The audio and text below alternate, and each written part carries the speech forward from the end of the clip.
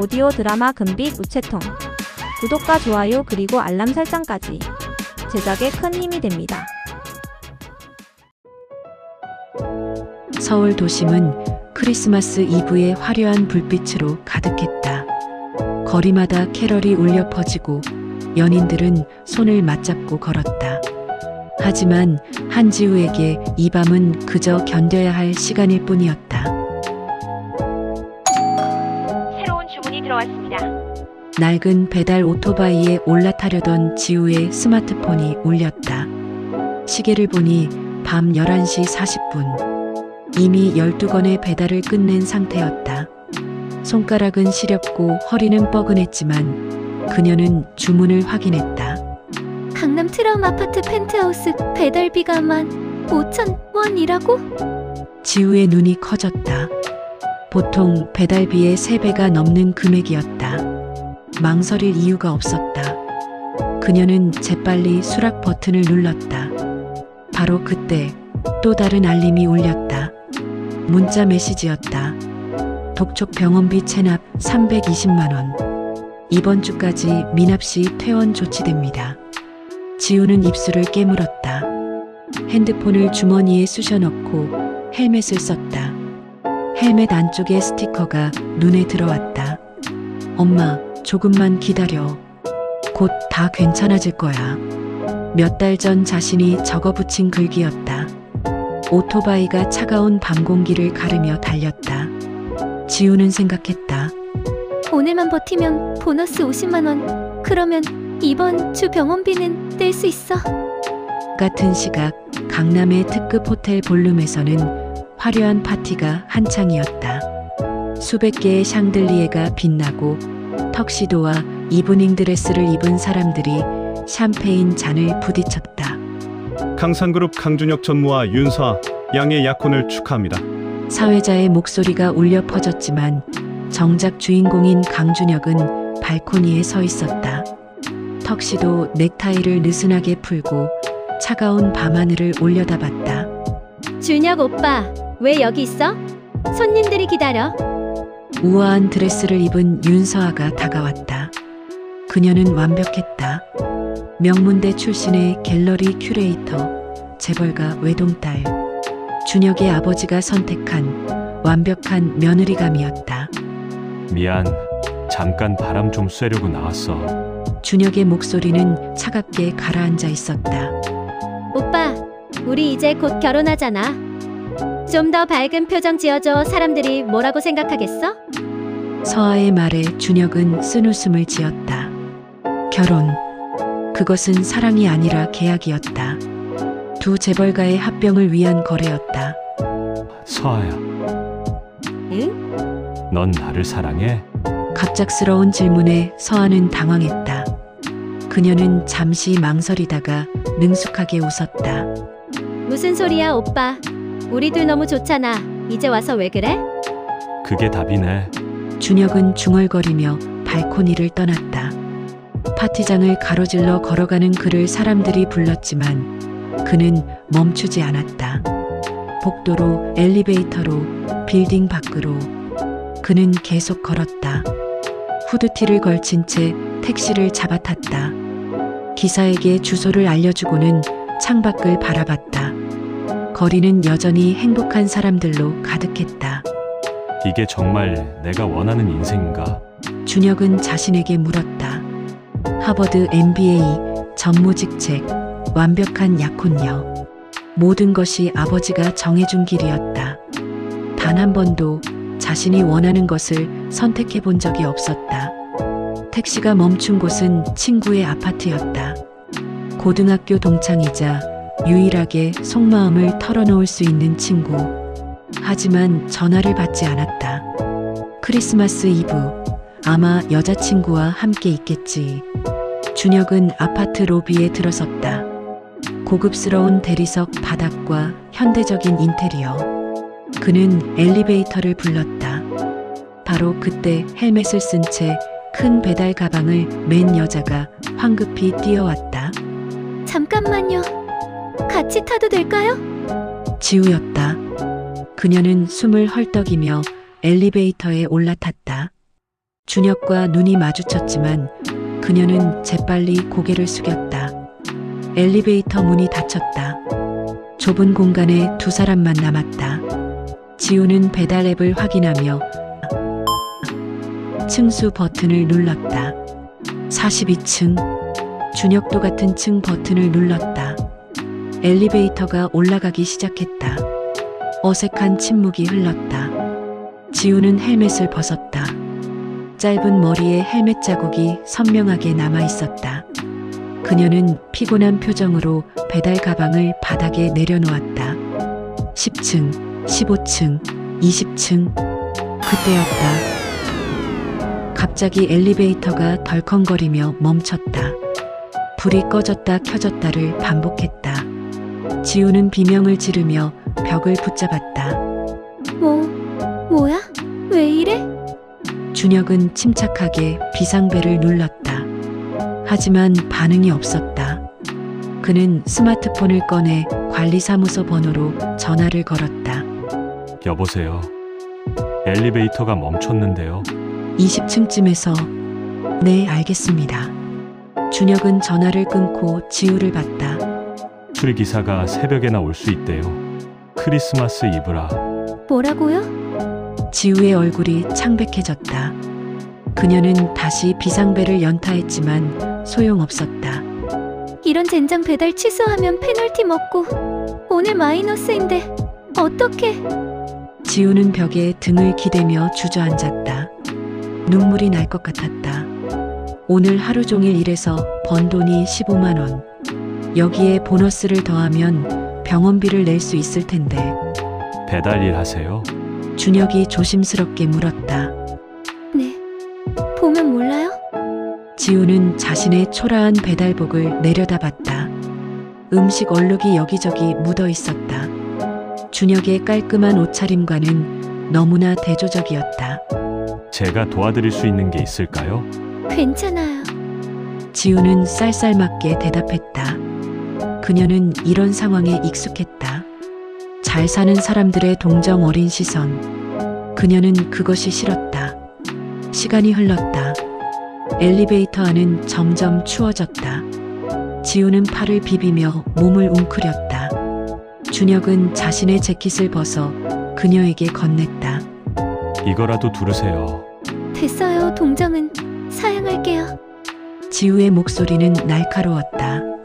준혁은 상처받은 표정을 지었지만 아무 말도 하지 않았다. 대신 재킷을 바닥에 깔았다. 그럼 이거라도 깔고 앉으세요. 바닥이 많이 차가워요. 지우는 준혁을 쳐다봤다. 그의 눈빛은 진심 어려 보였다. 동정이 아니라 그냥 배려였다. 고맙습니다. 지우는 작은 목소리로 말하며 재킷 위에 앉았다. 준혁도 그녀 옆에 조심스럽게 자리를 잡았다. 침묵이 흘렀다. 밖에서는 아련하게 캐럴이 들려왔다. 하지만 이 좁은 엘리베이터 안은 전혀 고요하지 않았다. 왜 지우가 먼저 입을 열었다. 이런 날 혼자세요? 크리스마스 이브인데. 준혁은 쓴웃음을 지었다. 도망쳐 나왔어요. 약혼 파티하다가요. 약혼 파티요? 지우는 놀란 표정으로 준혁을 봤다. 그제야 그의 옷차림이 보통이 아니라는 걸 알아챘다. 명품 시계, 고급스러운 구두, 맞춤 제작한 듯한 셔츠. 재벌이세요? 비슷한 거죠. 준혁은 고개를 끄덕였다. 와, 진짜 다른 세상 사람이네. 감사합니다. 재벌. 그것은 그녀와는 영원히 닿을 수 없는 세계였다. 왜 도망쳐 나왔어요? 약혼 파티에서 사랑하지 않는 사람과의 결혼을 강요받고 있어서요. 준혁의 대답은 담담했지만 그 안에는 깊은 고통이 담겨 있었다.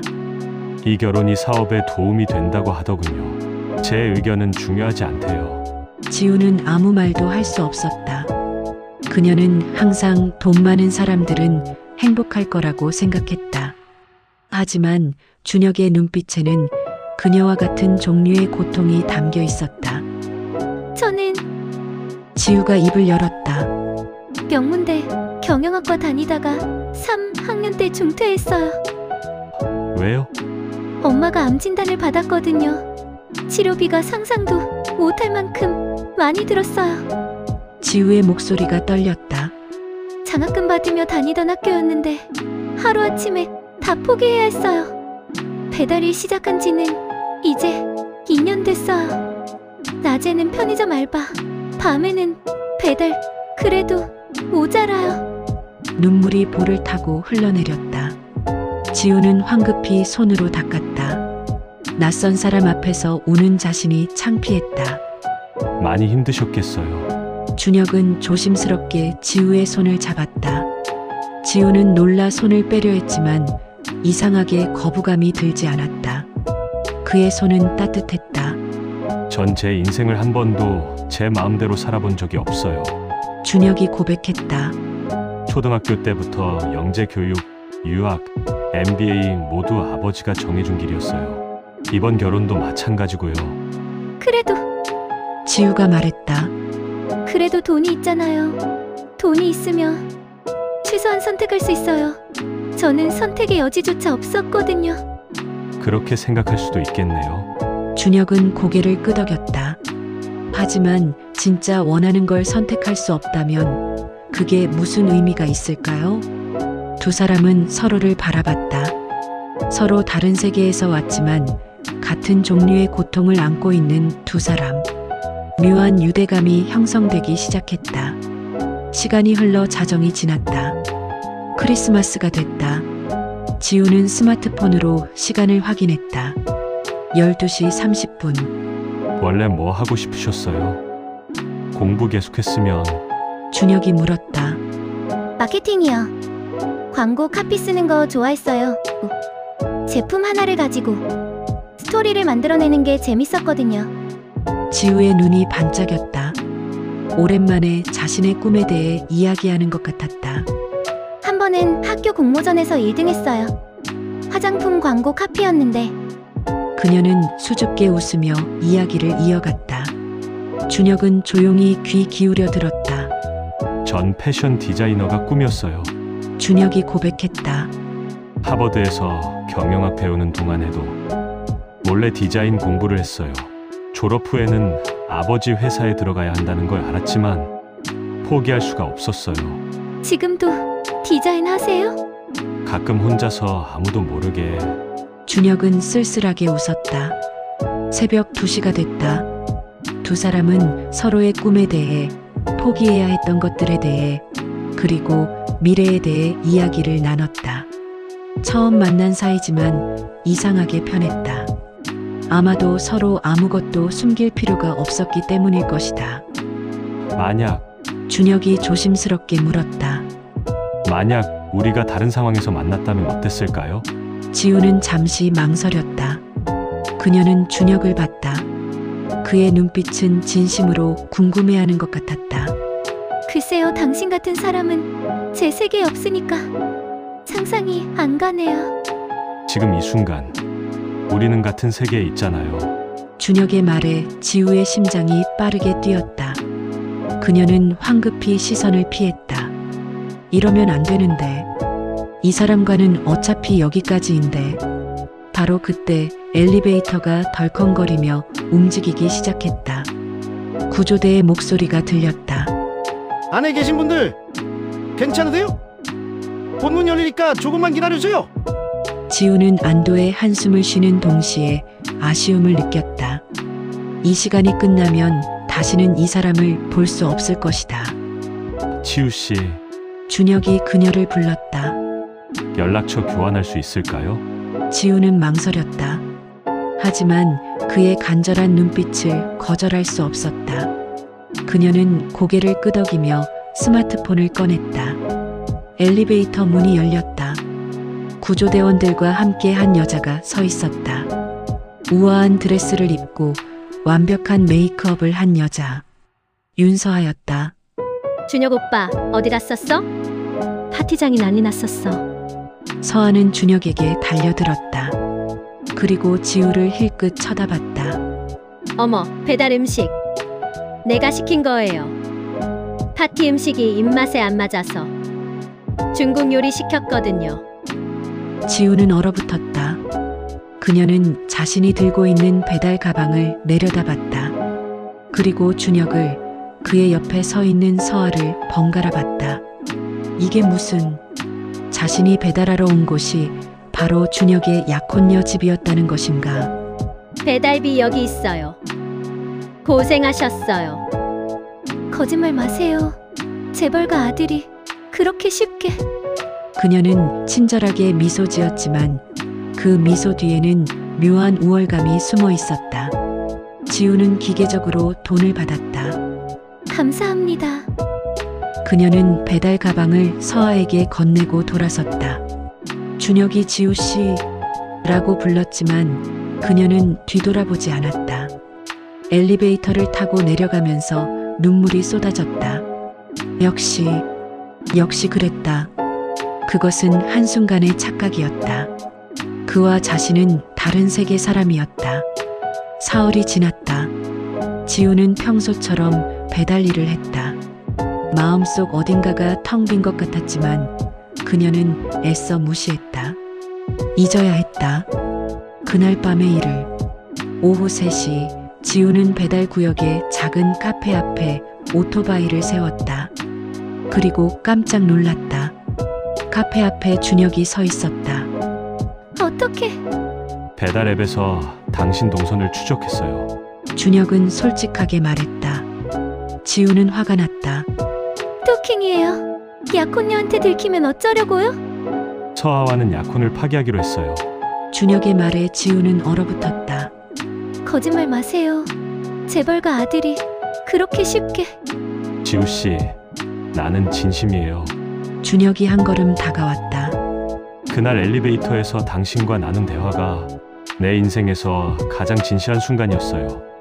당신을 다시 보고 싶었어요. 오랜만이에요. 하지만 전 당신한테 걸맞은 사람이 아니에요. 학력도, 집안도, 아무것도. 그런 건 중요하지 않아요. 중요해요. 지우가 소리쳤다. 당신은 몰라요. 가난하게 산다는 게 뭔지. 매일 독촉 전화에 시달리고 편의점 알바하면서 손님들한테 무시당하고 명품 가게 앞만 지나가도 주눅 드는 게 어떤 건지.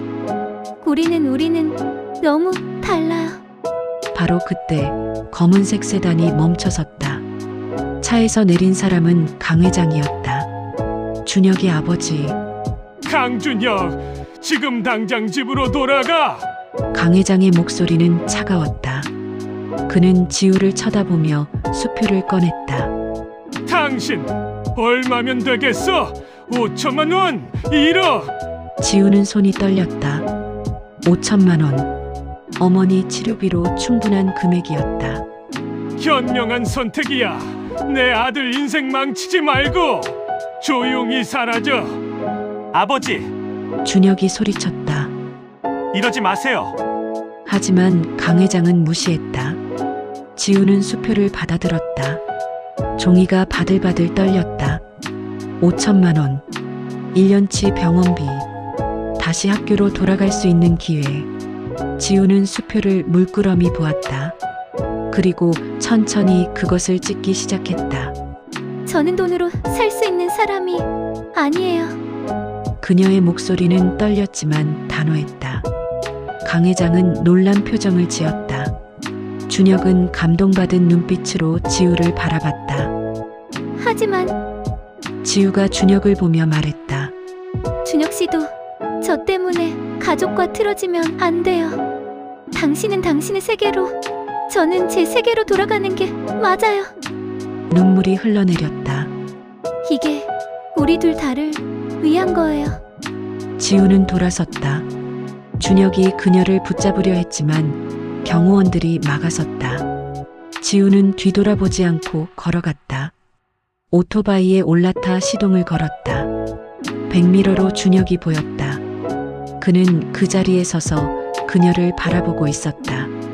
지우는 엑셀을 밟았다. 오토바이가 달리기 시작했다. 눈물이 멈추지 않았다.